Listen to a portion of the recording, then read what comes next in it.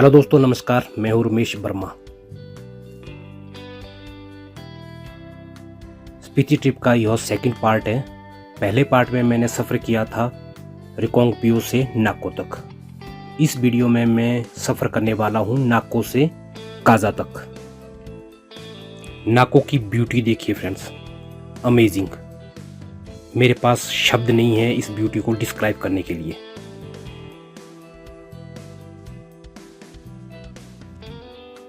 नाको से निकलते ही मैं मलिंग नाला पहुंच गया। मलिंग नाला नाको से जस्ट 2 किलोमीटर दूर है। मलिंग नाला जाना जाता है अपने तेज बहाव के लिए। इस वक्त देखिए, इसमें पानी नॉर्मल लग रहा है, परंतु इसमें एकदम से पानी का फ्लो बढ़ जाता है, जिसकी वजह से बहुत सारी गाड़ियां यह नाला निकल चुका है। मलिंग नाले की खाई, वाह, बहुत डेंजरस है। जब आप रिकोंगपिओ से काजा तक का सफ़र करते हो तो मलिंग नाला हाईएस्ट पॉइंट है इस रूट का। मलिंग नाला जैसे ही हमने क्रॉस किया तो मलिंग नाले के बाद एकदम डाउन शुरू हो गया, जैसे कि आप देख पा रहे हैं।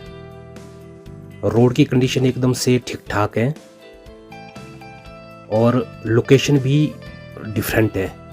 जैसे पीछे का सफ़र हमने एकदम दोनों तरफ पहाड़ थे, बीच में रोड था, परंतु अब खुला खुला है। सामने पहाड़ दिख रहे हैं, बर्फ दिख रही है, व्यू बहुत अच्छा है। इस प्रकार के रोड में सफ़र करना वाकई ही अपने आप में लाजवाब है। व्यू देखिए गाइस, ब्यूटीफुल। इस वक्त मैं नाको से तकरीबन 7-8 किलोमीटर आगे आ गया हूँ। व्यू देखिए फ्रेंड्स, अमेजिंग। मेरे सामने है स्पीति रिवर और मुझे एक छोटा सा प्यारा सा गांव दिख रहा है और थोड़ी सी हरियाली है। ये एप्पल के बगीचे हैं लोगों के, यहाँ पे भी सेब होता है। रोड का जो डाउन था वो समाप्त हो गया। अब हम एकदम से नीचे स्पीति रिवर के पास पहुंच गए हैं। यहाँ से आगे अब हम स्पीति रिवर के साथ साथ सफ़र करने वाले हैं। इस वक्त हम स्पीति रिवर के दाईं तरफ से सफ़र कर रहे हैं। वही स्थिति है जो रिकोंगपिओ से आते वक्त थी। उस टाइम सतलुज नदी हमारे साथ साथ थी, परंतु अब स्पीति रिवर के साथ साथ हम सफ़र करने वाले हैं काजा की तरफ। ब्यूटी तो आप देख ही रहे हैं फ्रेंड्स, अमेजिंग।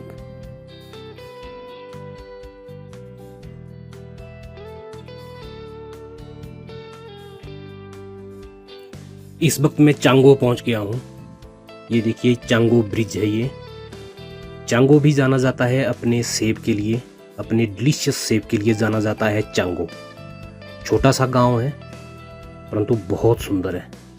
ये स्पीति रिवर का व्यू है फ्रेंड्स चांगो से। वाओ। अभी मैं चांगो से आगे निकल गया हूँ। शानदार नज़ारे, शानदार पर्वत और beautiful Spiti river. Wow. Road की कंडीशन अच्छी है, सबसे बड़ी बात यह है।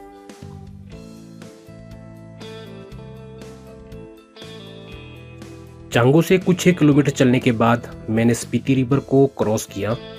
अब मैं स्पीति रिवर के बाईं साइड से सफ़र करूंगा।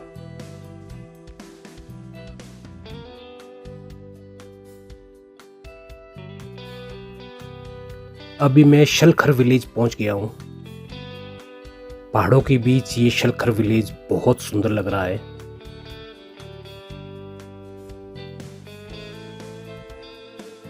नज़ारा अब भी ज्यों का त्यों है, एकदम से लाजवाब। वाओ। देखिए फ्रेंड्स, सामने वाले व्यू को देख के क्या कहेंगे। वाओ। समदू यहाँ से अभी 2-3 किलोमीटर दूर है। अभी समदू पहुंचने वाले हम। ये वाला एरिया काली ढांक कहलाता है फ्रेंड्स, काली ढांक। यहाँ से ऊपर से ये मिट्टी कच्ची है, ये पहाड़ कच्चा है, यहाँ से अक्सर पत्थर गिरने की आशंका बनी रहती है। इसलिए ये काली ढांक पत्थर गिरने के लिए काफ़ी बदनाम है। काली ढांग क्रॉस करने के तुरंत बाद हम समधू पहुंच जाएंगे।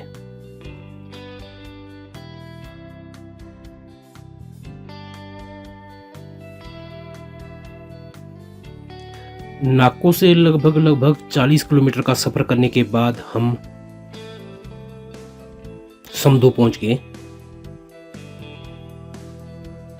समधू हिमाचल प्रदेश के किन्नौर जिले में भारत तिब्बत सीमा पर बसा समधू बॉर्डर एक छोटा सा गांव है जो प्राकृतिक सुंदरता और सांस्कृतिक समृद्धि का अनूठा मिश्रण प्रस्तुत करता है। अपने शांत वातावरण, मिलनसार स्थानीय लोग और समृद्ध इतिहास के साथ समधू बॉर्डर उन यात्रियों के लिए एक लोकप्रिय गंतव्य बन गया है जो शहर की नीरस जिंदगी से दूर भागना चाहते हैं। किन्नौर खत्म हो जाता है समधू में और यहाँ से स्पीति का एरिया शुरू हो जाता है। झूले झूले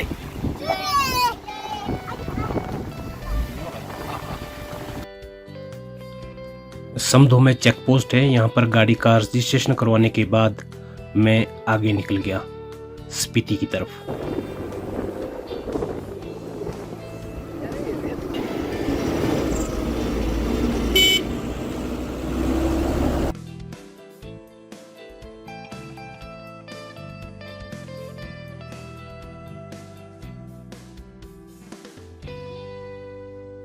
समधू से आगे मैं पहाड़ों और स्पीति नदी को निहारते निहारते हुरलिंग पहुंच गया। हुरलिंग स्पीति नदी के पारंपरिक क्षेत्र के बाहर स्थित एक नया निवास स्थान है जो आधुनिक सड़क पर स्थित है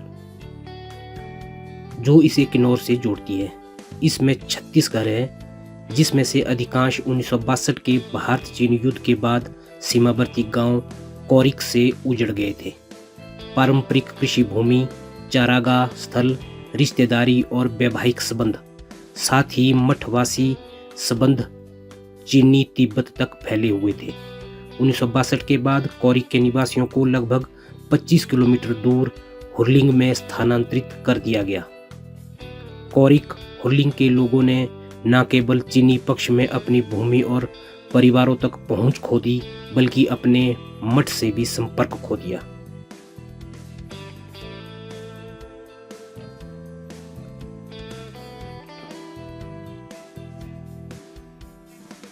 हुरलिंग के साथ ही एक गांव पड़ता है चंडीगढ़ सेक्टर 13। जी हाँ फ्रेंड्स, आपने सही सुना, चंडीगढ़ सेक्टर 13।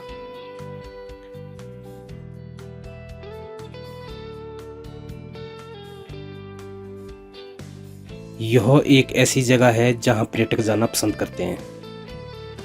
लोग कहते हैं कि 1980 के दशक में जब चीन के साथ सीमा विवाद बहुत बढ़ गया था तो सीमा से सटे स्पीति के कोरिक गांव के लोगों को वहां से जाना पड़ा था।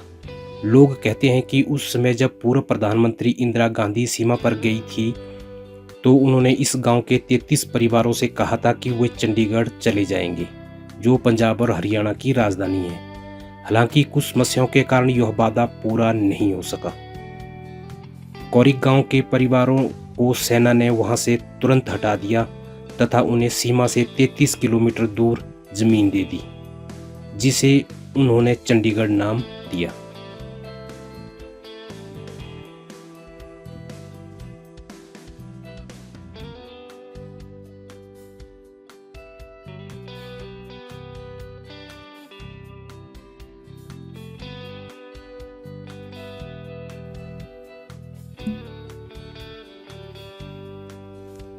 चंडीगढ़ विलेज से कुछ किलोमीटर चलने के बाद मैं लरी विलेज पहुंच गया।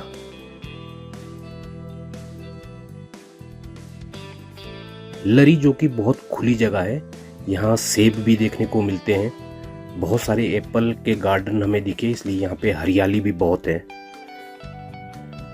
लरी गांव भारत के हिमाचल प्रदेश राज्य के लाहौल और स्पीति जिले की स्पीति तहसील में स्थित है। यह स्पीति सामुदायिक विकास खंड के अंतर्गत आता है। लरी गांव से मनाली की दूरी लगभग 251 किलोमीटर है।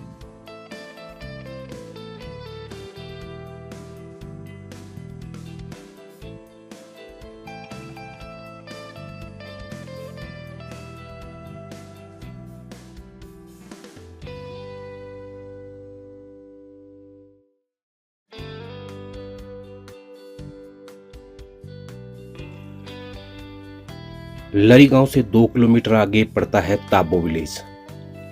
ताबो एक छोटा सा शहर है जो स्पीति नदी के तट पर काजा से लगभग 50 किलोमीटर दूर है। यह रिकांगपिओ और काजा के बीच की सड़क पर स्थित है। ताबो एक मठ के आसपास बसा हुआ है। बताया जाता है कि यह मठ 1000 साल से भी अधिक पुराना है।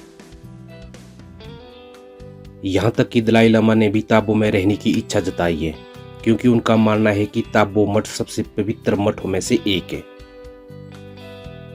3280 मीटर की ऊंचाई पर स्थित ताबो गांव पूरे साल ठंडा रहता है।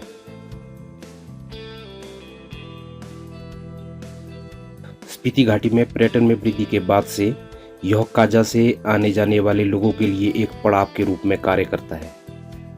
अपनी प्राकृतिक सुंदरता और मठ के अलावा यह आसपास की पहाड़ियों में स्थित गुफाओं के लिए भी जाना जाता है, जिन्हें कुछ समय पहले तक स्थानीय लोग आवास या क्वार्टर के रूप में इस्तेमाल करते थे।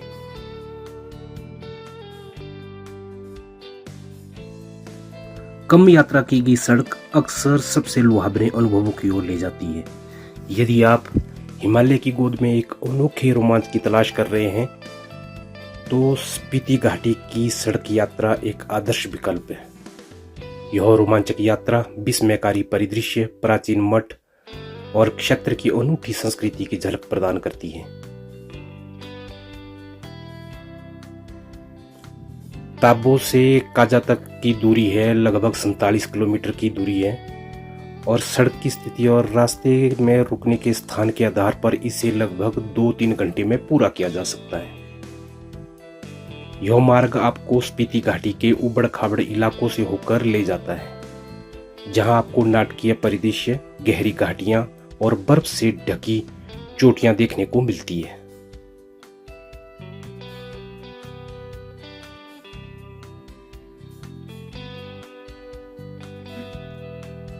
ताबो से काजा की सड़क यात्रा में मनमोहक दृश्य देखने को मिलते हैं, लेकिन चुनौतीपूर्ण सड़क स्थितियों के लिए तैयार रहना जरूरी है। इस मार्ग में खड़ी चढ़ाई, संकरी सड़कें और तीखे मोड़ शामिल हैं। इसलिए एक मजबूत वाहन और एक अनुभवी ड्राइवर को किराए पर लेना उचित है। इसके अलावा मौसम के पूर्वानुमान और सड़क की स्थिति पर नजर रखें, क्योंकि इस क्षेत्र में सर्दियों के दौरान भारी बर्फबारी होती है, जिससे सड़कें बंद हो जाती हैं।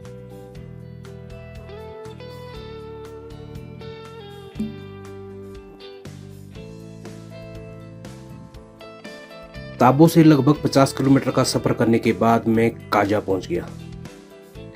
काजा भारत के हिमाचल प्रदेश राज्य के लाहौल और स्पीति जिले में स्पीति नदी के किनारे 3650 मीटर की ऊंचाई पर स्थित एक नगर है।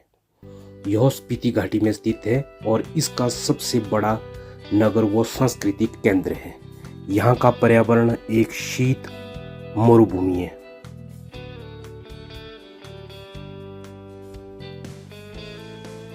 काजा स्पीति नदी के बाएं किनारे पर खड़ी चोटी की तलहटी पर स्थित है। कभी यह स्पीति के प्रमुख नैनो का मुख्यालय था। यह राजधानी शिमला से 425 किलोमीटर दूर है। काजा में एक पेट्रोल पंप, आराम घर और कुछ छोटे होटल हैं। यह इस क्षेत्र में भ्रमण के लिए आधार के रूप में कार्य करता है। अन्य स्थानों में की हिकिम, कोमिक और लांगिया मठों में घूमा जा सकता है। यह राष्ट्रीय राजमार्ग 505 द्वारा अन्य स्थानों से जुड़ा हुआ है।